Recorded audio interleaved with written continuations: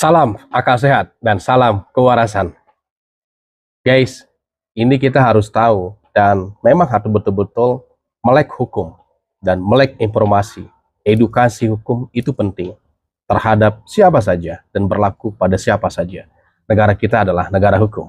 Mau tahu bagaimana pertemuan antara etika dan hukum di ruang digital?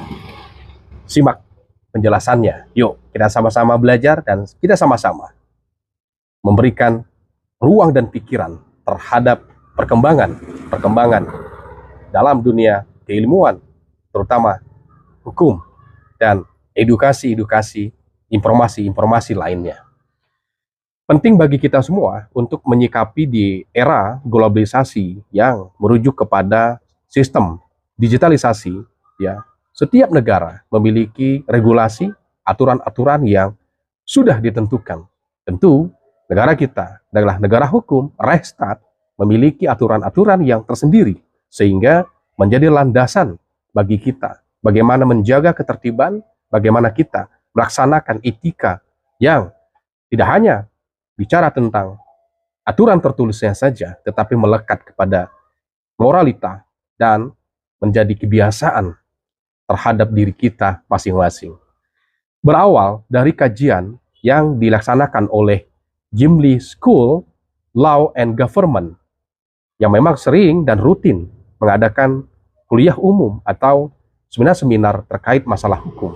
Kita tahu bahwa pentingnya hukum tidak hanya terikat dalam soal privat, tetapi juga bicara hak asasi manusia. Sehingga ruang inilah yang menjadi sangat krusial dan penting.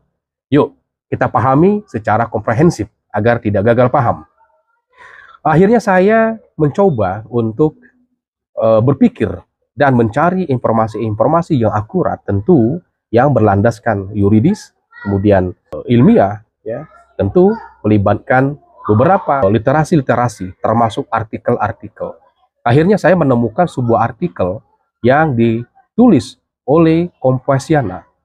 Nah, sehingga saya tertarik untuk menjadi renungan bagi kita semua, sehingga kita tahu ruang lingkup apa saja yang boleh kita lakukan dan tidak boleh kita lakukan di ruang yang tertutup, sehingga menjadi ruang terbuka atau di area publis. Antara etika profesi hukum di era digital yang berorientasi nilai dan tantangan regulasinya. Perkembangan teknologi di era digital ini itu mengubah semua, hampir